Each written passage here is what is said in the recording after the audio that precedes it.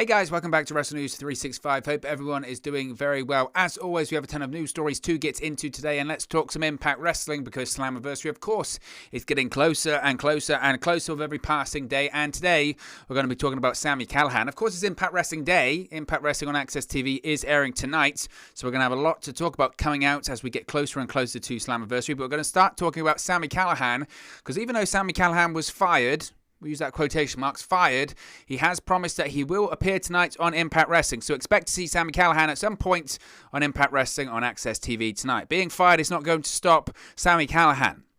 Now, of course, at the end of Against All Odds, Sami Callihan was fired by Don Callis, kayfabe. He's still with Impact. In fact, he signed a new contract with Impact Wrestling at the end of last year, but he was fired by Executive Vice President Don Callis. Again, quotation marks, he's not the Executive Vice President. There's a lot of kayfabe going on here.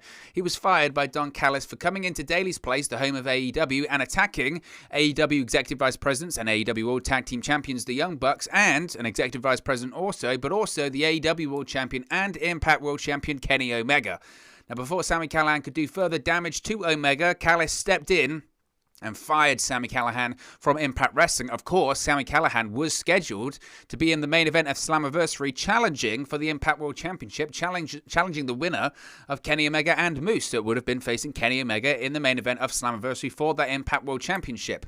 Well, Against All Odds went off the air with the other Impact Wrestling Executive Vice President, Scott D'Amore, arguing with Don Callis over the decision. It's been teased tonight on Impact Wrestling that Callis and D'Amore will have a summit of sorts. And we will also have someone from Anthem, the board of directors, coming to address the situation, possibly leading to Don Callis losing his job in Impact Wrestling. In reality, he is no longer the co-executive vice president of Impact Wrestling. He was removed himself, shall we say, from that role. We don't really know. The timeline's a bit murky on that one. Sometime after December last year, earlier this year, again, we don't really know. But he has left Impact Wrestling in terms of that capacity. He's just a talent. He's an AEW talent right now. He's the manager for Kenny Omega. Wherever Omega goes, Don Callis goes. At the moment, Kenny Omega's on Impact Wrestling, so Don Callis is still on Impact Wrestling. But that is all going to change very, very quickly. Now, to play up the angle on social media, Sami Callihan revealed a text exchange he had with Scott D'Amore where he stated he's going to show up tonight irrespective of what Don Callis wants or Scott D'Amore wants. Now, you can see the tweet here that Sami Callihan tweeted. It said, quote, Scott D'Amore can't answer my calls, but he can text, quit being a chicken, SH, you know the rest, and do something. Hashtag free agents. He also CC'd Scott D'Amore and Ed Nordholm, who possibly could be the one that actually removes Don Callis from Impact Wrestling in terms of being an executive vice president. Now, if you can't see those messages clearly, you can see them here, and these are what the messages have to say. It starts with Sami Callihan saying, really, Scott? Off the website and unfollowed on Twitter in under 24 hours. You thought I was hard to deal with, or you thought I was hard to deal with before. Imagine what I'll do and where I might show up as a free agent. Scott D'Amore responds, calm down, Sami. I had nothing to do with this. Just give me a little time and I'll get this sorted out. Things are crazy right now. Then Sami Callihan responded saying, nothing to do with it. Eric Thompson already stooged the office off and texted me. He was told to take me out of the show intro. And Scott D'Amore responded, there is stuff going on behind the scenes like you couldn't imagine. The Anthem board is sending a representative to Impact on Thursday because of all of this. There has never been an Anthem representative there before. Just give me a little time, Sami. We'll sort this out. Sami Callihan responded, your damn time ran out when you let Callis, love that, Callis fire me. Fired or not, I am still showing up. See you on Thursday. Thumbs up, thumbs down. It's good to know. It is good to know that Sami Callihan still gets his catchphrases in, the thumbs up, thumbs down, even in iMessage. Good for him. Good for Sami Callihan. So we're going to see an angle at some point tonight where Sami Callihan's going to appear, come through the crowd, even though there isn't a crowd, and I'm sure, I would assume it'll probably be in the segment. Again, we've seen teases, Access TV teases before Against All Odds went on the air on Saturday, but we've seen teases that there is a segment tonight on Impact Wrestling where Scott D'Amore and Don Callis, face off. Again, there is a representative of Anthem coming. I would assume that's Ed Nordholm. There might be just some person that they decide is now a representative of Anthem. Time will only tell who that representative is. We'll have to wait and see. But I would assume during that segment, Sami Callihan comes out and gets involved. There's probably going to be a Kenny Omega appearance tonight on Impact as well, one would think. So maybe it's with that as well. Maybe there's a situation where he attacks Kenny Omega backstage, he raises havoc, who knows. But I think Sami Callihan, in reality, is only going to be fired for maybe a week or so, something like that. Given the fact that we're about a month away from Slammiversary now, or less than a month away from Slammiversary, they're going to have to start announcing matches. Now, they don't have to worry about selling tickets because they've sold them all already. Of course, there are going to be fans at Slammiversary, but they're all sold out already, so it doesn't matter about the card. People are going irrespective of the card. People are going because they know the show's going to be great. They know Kenny Omega's going to be involved. They know former WWE stars are going to show up. Former Impact stars are going to show up. Possibly New Japan Pro Wrestling stars as well. AEW stars. It's just going to be a great event. That's why it's sold out in general. So I expect Sami Callihan to show up in the segment involving Don Callis and Scott D'Amore tonight on Impact Wrestling. I think the expectation, certainly the thing I'm predicting here, is that we're going to see a situation whereby Don Callis is officially removed as an executive vice president of Impact Wrestling. As I mentioned, this is news that isn't new news if you watch the channel, certainly if you read Impact Wrestling news online, because you would know that officially, and again, I don't know the exact timeline of this. I don't think anyone knows the exact timeline of this. But officially, he hasn't been an Impact Executive Vice President for at least 6 weeks or something like that. He was removed from the Anthem website a while ago, and there are rumors that he was going to be leaving way before that. Again, I think it was Wrestling Inc. first broke the story last December that the expectation was that he was going to be leaving Impact and going to AEW, and that's since proven to be accurate. So, again, this is something that people have known about for a while. I think Impact Wrestling, and this is something I speculated on at the time, and I think it's right here, I think Impact were maybe slightly frustrated that people spotted that Don Callis was removed from the Anthem website because they were like, damn, that's the storyline we've been doing here. Because it's a big bit of news, it's a big story, and they're probably a bit frustrated that it leaked out. Well, not necessarily leaked out, just people noticed. They probably had some words with the people at Anthem that certainly run the website going, you couldn't have kept the guy up on the website for at least until Slammiversary, at least until we do the storyline, because the storyline is that he's going to be leaving. But now people know he's going to be leaving, and it's harder to buy into that. Nevertheless, I have to credit Impact Wrestling because I think the storytelling's been pretty good. I know people didn't like the ending this past Saturday, and they thought it was a bit too convoluted and the bit of a screwy finish and all that kind of stuff. People didn't like it, but in fairness, they've committed to this. They've committed to this in the sense that they're playing it up on social media. Sami Callihan's playing up on social media. The text exchange between Sami Callihan and Scott D'Amore, I think, is quite fun as well. I think that's quite good. The issue is, like with all of this, whenever, if it's done in WWE or AEW, whenever a talent is fired, the problem is that you know they're not. And it does make it slightly difficult to buy into unless you really go all in with it and you have Sami Callihan show up at AEW and you have him show up at other indie shows and stuff like that. If we weren't in a pandemic right now, they probably would do that. They'd have Sami Callihan show up on an episode of Dynamite or on a random indie show or a CZW show or a GCW show or something like that. They do something really crazy, but frankly, they just don't have the time, considering that Slammiversary is in less than a month's time. They don't have the time to do all that crazy stuff, so I would assume he gets reinstated tonight or next week, but he is, and he's going to have the main event against Kenny Omega. They've already started announcing matches for Slammiversary, which I'll touch on in a second, so I think it probably gets confirmed tonight. I would assume. Time will only tell, though.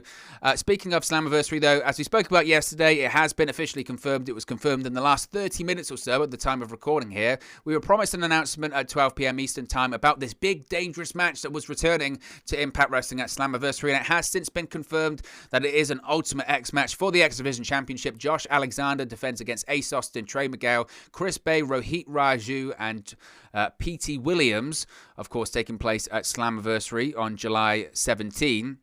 Now, the Ultimate X is returning to Impact. Impact Wrestling announced that X Division champion Josh Alexander will defend his championship in an Ultimate X match at Slammiversary against Trey Miguel, Ace Austin, Chris Bay, Rohit Raju, P.T. Williams, and P.T. Williams at Impact Slammiversary, scheduled for July 17.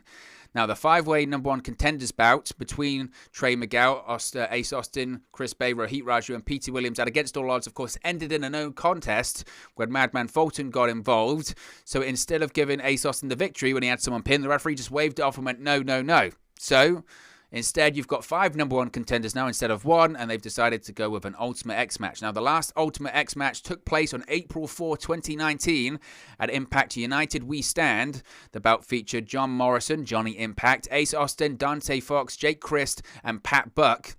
Morrison won the match, earning a future X Division Championship opportunity via winning that match. Now, we spoke about this yesterday, and I have no issue with the Ultimate X match returning. What a match it is. It's an incredible match. Some of the greatest matches in Impact Wrestling history have been Ultimate X matches, and certainly so many of them have had amazing moments associated with it. I spoke about them yesterday. I think about Frankie Kazarian doing the leg drop on Sheik Abdul-Bashir in the Ultimate X match. I think about Suicide when I think it was...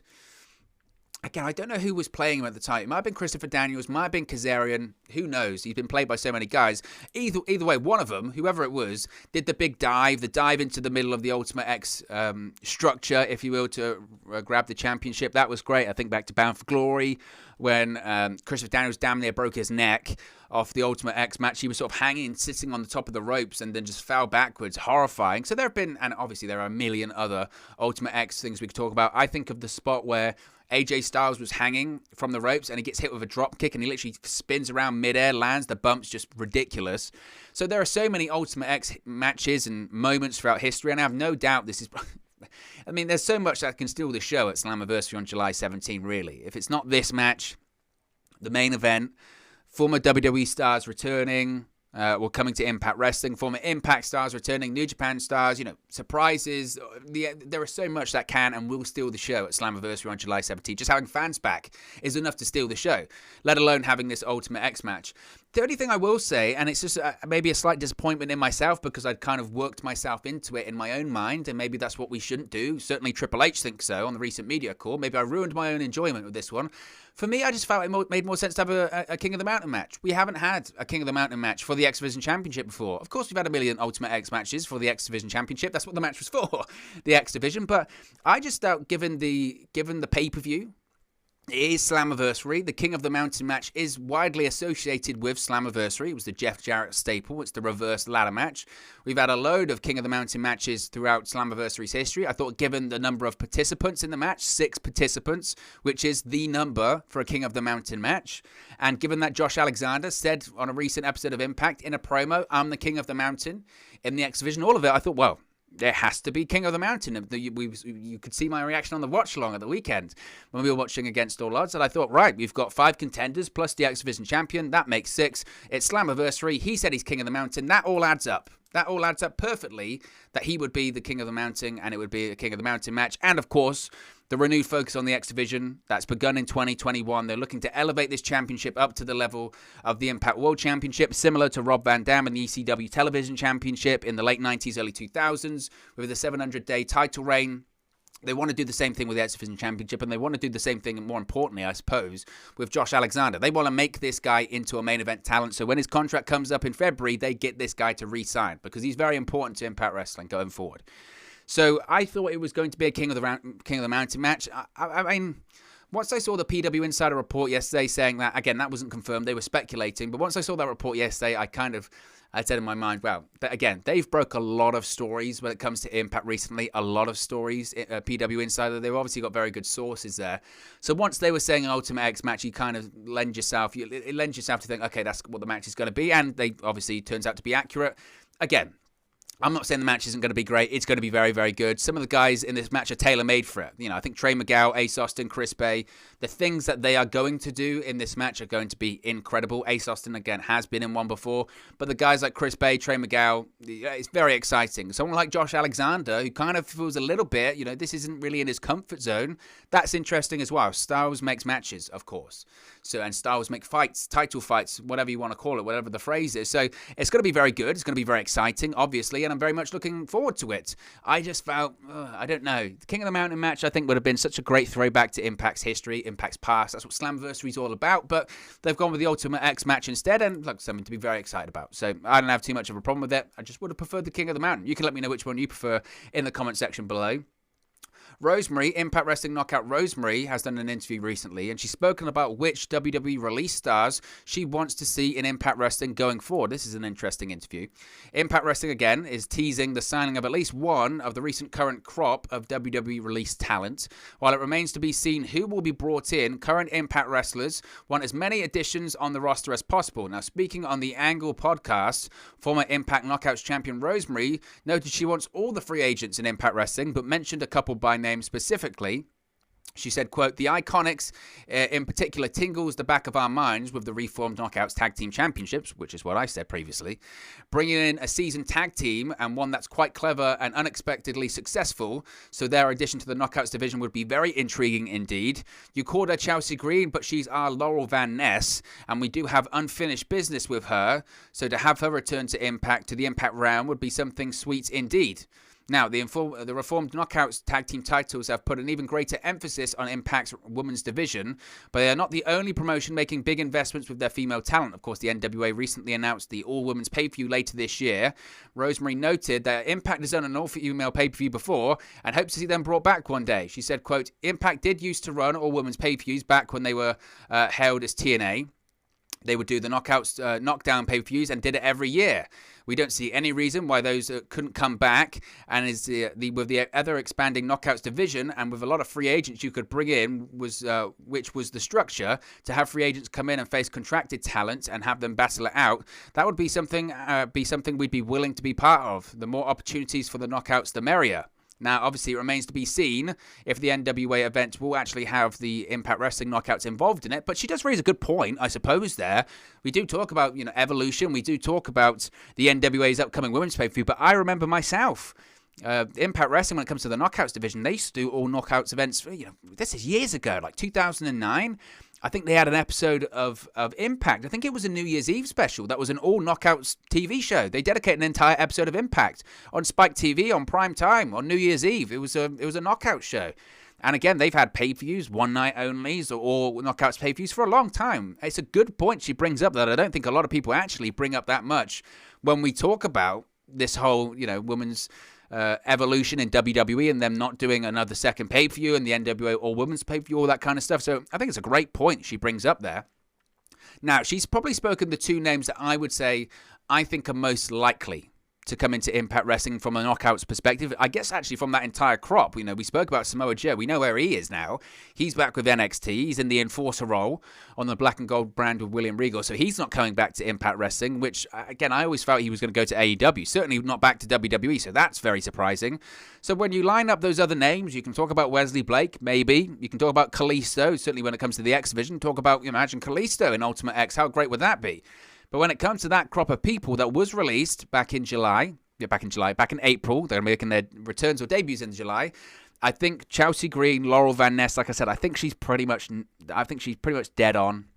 I think at this point, we already know the story's been out there that she has been talking to Impact Wrestling. Obviously, she's got a good relationship with Scott D'Amore. She was in Impact Wrestling in the past, former Knockouts champion, great character. It was her work in Impact Wrestling, arguably, that really got her noticed by WWE in the first place. So I think she goes back to Impact anyway. The Iconics, I know some people have been saying, no, they're too big. They'll go to AEW. They'll help the AEW Women's Division. I always just say why. I don't see why they would go there. I really don't. I mean, yes, you can say, well, Sean Spears and Peyton Royce. Well, okay. It's not everything. That doesn't determine everything. It does play a part in it. But they've said they want to be a tag team. If they want to be a tag team, surely it would be in their best interest to go to a place where you actually have tag team championships, where you can compete as a tag team. If they're going to go to AEW, what, they're just randomly going to compete as a tag team for no reason in AEW? Of course not. You'd want to go where championships are. And frankly, whilst the AEW Women's Division has improved, it's still nowhere near the Knockouts Division in Impact Wrestling in terms of quality, booking, production, presentation, you name it. Impact Wrestling is just it's just ahead. It's ahead of AEW in terms of the women's division. So I still think the Iconics go to Impact. I still think Chelsea Green goes to Impact. Now, obviously, Rosemary saying that's who she wants to see. Lord knows she probably doesn't know, but you never know. People, I guess, know each other. Maybe they have had talks, but why would she say it on a random podcast? She wouldn't. So that's just what that is. Davari. Yes, Davari is back with WWE. This was a story that broke, I think it was last week or something like that. But he's going to be on Impact Wrestling tonight, which is certainly interesting. Impact Wrestling has announced that veteran talent Sean Davari will wrestle Jake Something on Thursdays before the Impact episode at 7 p.m. Eastern Time. The match was previously taped. And since then, of course, Davari has returned to work for WWE as a producer. He actually appeared on Raw this week. So not only is he going to be on Raw on Monday, he's going to be on before the Impact on Thursday, which is pretty incredible. Very interesting. Now, obviously, again, this was taped a while ago. This was taped about last month, and since then, Davari has returned to WWE. So we're not going to see any more of Davari going forward. But certainly is interesting. And it just goes to show this is what happens, isn't it? When you tape things in advance, and this stuff, this stuff happens. So it's going to be interesting to see Davari in what arguably could be his final appearance for Impact Wrestling. I don't want to say ever, because you never know what's going to happen, especially in the world of WWE that he's stepping back into, but certainly for a long time. So be sure to check out Before the Impact tonight, because you'll see Davari's last match inside of an Impact Wrestling ring for the foreseeable future, I guess. I don't think he's going to win. He's against Jake something anyway, but certainly just one of those interesting things, isn't it? Finally, Dave Penzer, the long-running Impact ring announcer, arguably one of the voices of TNA Wrestling, Impact Wrestling back in the day. He's had some things to say when it comes to the AEW and Impact Wrestling working relationship. Now, speaking with Wrestling Inc. managing editor Nick Hausman on the Wrestling Inc. Daily, Impact ring announcer Dave Penzer said the alliance with AEW all comes down to television exposure. This is what he had to say, quote, "I'll put it this way, Scott D'Amore and the people in the office, they realize where we are. Access TV is not a readily available channel. They're hoping to get bigger coverage. Before it was just music. And it was one of my favorite channels, ironically enough, because I'm a huge live music fan. 3/4 of my DVR is saved stuff from Access TV, rock concerts and country stuff. I was very familiar with Access, but most hotels you go to don't have Access TV. A lot of cable stations don't have Access TV. They're bringing in Invicta and expanding with some of the Impact stuff. Penzer noted and pointed to AEW's prominence on network television as the reason to rub shoulders with the white and gold promotion. He said, quote, "We're not TNT and primetime, we're not. We don't have Sting and JR and Tony Schiavone and Dustin and Cody and the Young Bucks and Miro. Those are just a few. They have all of this young talent. Those are just established ones. We're in a different place. I lay that all out because people say it's not fair trade, but in my opinion, it doesn't have to be." He said Kenny Omega is one of the top, most popular, most famous, most well-known wrestlers worldwide. Maybe the greatest talent going right now in wrestling is our world champion. He's on our show every week. How could that be a bad thing? It could only be a good thing. It could only help. It may not be on an equal partnership in our guys getting featured, their guys getting featured, our name being mentioned, their name being mentioned. It doesn't have to be. Kenny Omega's our world champion. I'll leave it at that. Anybody that doesn't see the value in that, I respect their opinion, but I respectfully disagree. Now, he also was asked about, obviously, we touched on earlier, Don Callis, and no longer being an executive vice president with Impact Wrestling. Penzer gave his thoughts on the apparent departure, noting he read about it like everyone else. He said, quote, "I read what you read, and nothing was talked about at the Impact tapings that we just had. There was not like a team meeting about it. Nobody pulled me aside. I heard about it when people started murmuring on the internet about it. It is what it is. I would be lying if I said I had any insight into what's happened, what did happen, why it happened. I'm just glad to be there. Like I said, I wouldn't want to know who was coming out to the Nitro curtain. I don't want to know." So certainly interesting. He doesn't know much about Don Callis and his seeming departure or upcoming departure from Impact Wrestling. I think his comments are interesting about Impact Wrestling and AEW because it does divide opinion. And we do a lot of Impact Wrestling videos here, and I think fans do have contrasting opinions on it. I don't think any Impact Wrestling fan will probably say the AEW relationship is bad for Impact, because I don't think it is. It is good for Impact, obviously, especially during this pandemic era. Having Kenny Omega as the world champ, it's a big deal. And he is on the program pretty much every week. That is a big deal. And Kenny Omega's debut on Impact Wrestling on Access TV did the biggest number that Impact Wrestling had ever done on Access TV since they moved there. That's a big deal. And the points he brings up about the availability of Access TV are spot on. I mention it every time we bring up Access TV or we talk about Impact on Access TV and all that kind of stuff, because the irony being that it's called Access TV and nobody can access it, right? That's the issue. So I think the exposure that obviously they get with this AEW working relationship has been incredibly beneficial. When Don Callis said, "Watch it Tuesday night on Impact Wrestling on Access TV" before, that was a massive, massive deal. People tuned in to watch. They broke records on Access TV. They broke records on their Twitch stream. It was incredibly beneficial. Every single time we've seen an AEW talent show up in Impact Wrestling, whether it's Matt Hardy, Private Party, Tony Khan, Jerry Lynn, whoever, it's helped Impact Wrestling in terms of the ratings. And the exposure on social media has helped. Impact Wrestling is part of the conversation again. Now, it's nowhere near AEW and it's nowhere near WWE, and it's not going to be as long as it stays on Access TV. That's just not going to happen. But certainly AEW has helped with a lot of exposure for Impact. You can't deny that. You just can't deny that. That is true. Now, is there elements of the working relationship that I think from an Impact perspective and an Impact fan perspective you'd want to see improvements on? Of course there would be. Of course there would be. People want to see Impact Wrestling mentioned more on AEW programming. People want to see, whether it was Rich Swann, whether it's Sami Callihan, whether it's Josh Alexander, whether it's whoever, they want to see those names on AEW television.